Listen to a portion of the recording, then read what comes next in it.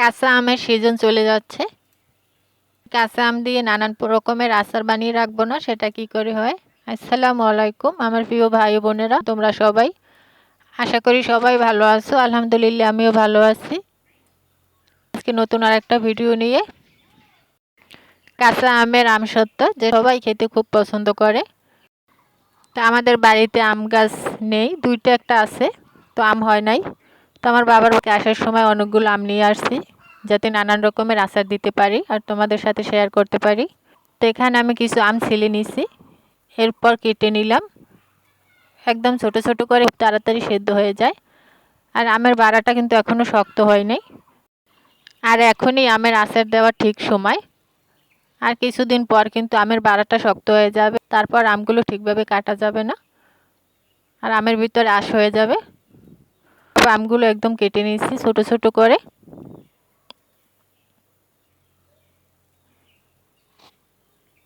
এখন চুলায় কড়াই বসে আমি আগে থেকে পানিটা ফুটে উঠছে, সব আমগুলো দিয়ে দিলাম। তো কিছুক্ষণ জাল, অতিরিক্ত পানি দেওয়া যাবে না, যাতে পাতলা না হয়ে যায়। এই যে দেখো আমগুলো কিন্তু একদম সেদ্ধ হয়ে গেছে। আসলে কষ্ট না করলে কোনো জিনিসের স্বাদ পাওয়া, তো দুই একদিন কষ্ট করে যদি এভাবে আমের আচার দিয়ে রাখো তো সে পারবা।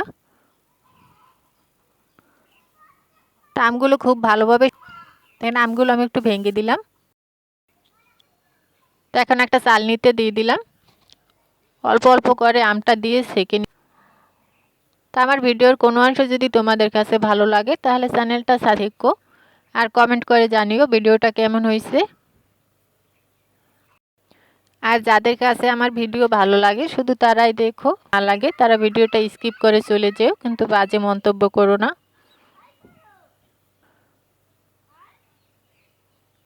এই যে দেখো শক্ত অংশটা কিন্তু চালনিতে রয়ে গেছে। তো চুলায় আমের রসটা দিয়ে দিলাম। আমের রসটা কিন্তু এখনই ঘন, কোনো পানি দেওয়া যাবে না। চুলার জালটা কিন্তু আমি কমাই রাখছি, হালকা একটু নাড়া হবে যাতে আমের রসটা নিচে লেগে না যায়। তো এখন দিয়ে দিলাম লবণ। তো লবণের মাত্রাটা একটু বেশি দিতে হবে, কারণ টক জিনিসে লবণটা একটু বেশি দিতে হয়। এরপর দিয়ে দিব তালের মিঠা। তো মিঠাটা এতই শক্ত যে কোনো যাচ্ছে না, তো খুব টানাটানি করে হাত দিয়ে অল্প একটু উঠিয়ে নিলাম। তো মিঠাটা কম হয়েছে, এই জন্য আমি দিয়ে দিলাম চিনি। তো মিষ্টিটা তোমরা কে কতটা খেতে পছন্দ করলেই হবে। তো তোমরা কালার ব্যবহার করতে পারো, কিন্তু আমি কোনো রকম কালার ব্যবহার করি নাই, কালারটাই রাখছি। তো এখানে দিয়ে দিলাম শুকনো মরিচের গুঁড়ো। তো ঝালটা একটু বেশি দিছি, কারণ এই আচারটা হলো টক ঝাল, মিশলে খেতে কিন্তু একদম ভালো লাগে না। তো আমার চিনিটা কম মনে হয়ে গেছে, তো আমি আবারও কিছু, তো এখন কিছুটা সময় নিয়ে একটু নাড়তে হবে যাতে এটা খুব সুন্দরভাবে ঘন হয়ে যায়। এই যে দেখো হয়ে আসছে।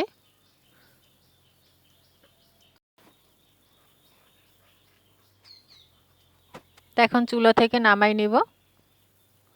কালারটা কিন্তু একদম অরিজিনাল কালার, আর অনেকটা ঘন হয়ে গেছে। তো এই আচারটা যে রোদের সময় বানাতে হবে এমন কোনো কথা নেই, তোমরা চাইলে বৃষ্টির সময় বানিয়ে কড়াইতে করে তুমি চুলার উপর রেখে দিলে কিন্তু আসে যাবে। তো আমি রোদের সময় বানাইছি, এই জন্য একটা প্লেটে দিয়ে দিলাম। প্রায় একদিনের মতো শুকিয়ে নিয়েছি, আচারটা কিন্তু একদম শক্ত হয়ে গেছে। তো এখানে আমি দুইটা প্লেটের আচার আমি এক প্লেট উঠিয়ে নিয়েছি। কালারটা কত সুন্দর আসছে।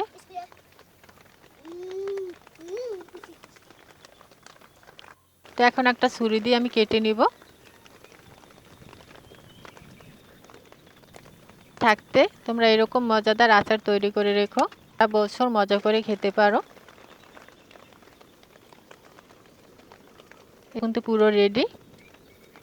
আর দেখো একবার আসছে, আর খেতেও কিন্তু দারুণ মজার। তো কোনো রকম বাইরের মশলা উপকরণ দিয়ে বানিয়ে নাও এরকম মজাদার আমসত্ত্ব। আর আজ পর্যন্তই, সবাই ভালো থেকো, সুস্থ থেকো, খোদা হাফেজ।